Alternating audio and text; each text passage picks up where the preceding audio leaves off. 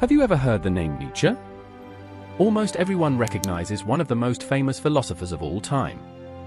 In the next 5 minutes, we'll explore why Friedrich Nietzsche is not only one of history's greatest philosophers, but also why his books and ideas remain relevant in today's world. Before we begin, don't forget to like and subscribe to this channel. Let's get started. Friedrich Nietzsche was born on October 15, 1844, in Rocken, Germany, into a deeply religious family. His father, a Lutheran minister, died in 1849 from a brain condition. In 1858, Nietzsche and his family moved to Nuremberg. As a student, Nietzsche was distinguished for his seriousness and sense of responsibility, both at school and at university. In 1864, he began studying classical philology and theology at the University of Bonn. In 1868, he met Richard Wagner, with whom he formed a close friendship, one that would later dissolve in 1878. In 1869, he became a professor at the University of Basel. During the Franco-Prussian War of 1870, Nietzsche enlisted as a volunteer, serving as a nurse. After the war ended, he returned to his academic duties but began facing increasing rejection from the university community. In 1879, due to health problems, Nietzsche resigned from his teaching duties and began a series of journeys through Germany, Switzerland, France, and Italy in an attempt to overcome his illness.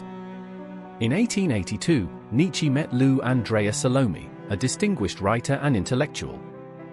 He admired her intelligence and independence, but her lack of romantic interest in him became a source of significant emotional turmoil.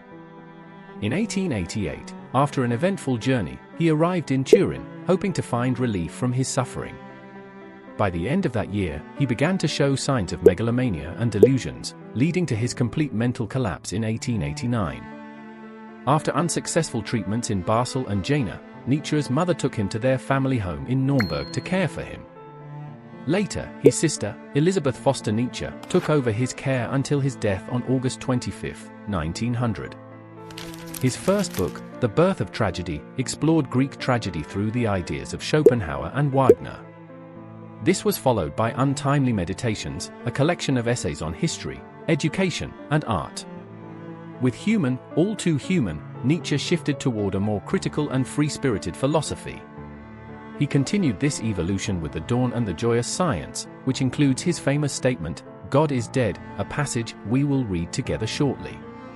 Between 1883 and 1885, he published the 4 parts of Thus Spoke Zarathustra, introducing key ideas such as eternal recurrence.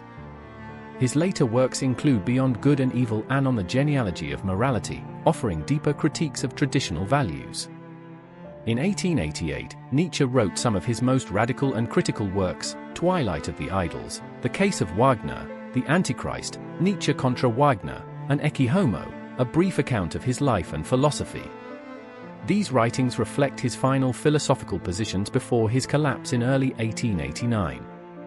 It is also worth noting that while Nietzsche never published The Will to Power, his sister, Elisabeth Foster Nietzsche, selectively compiled and manipulated his unpublished notes, presenting them in a way that distorted his true intentions.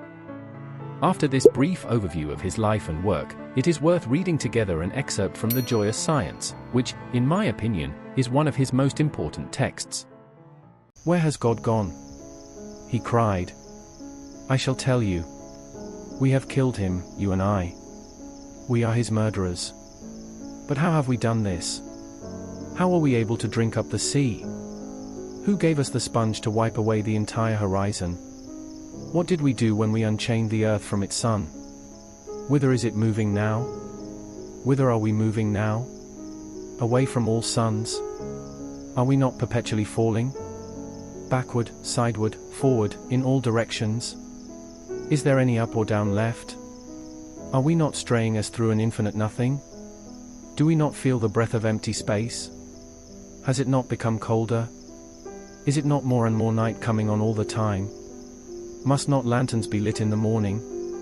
Do we not hear anything yet of the noise of the gravediggers who are burying God?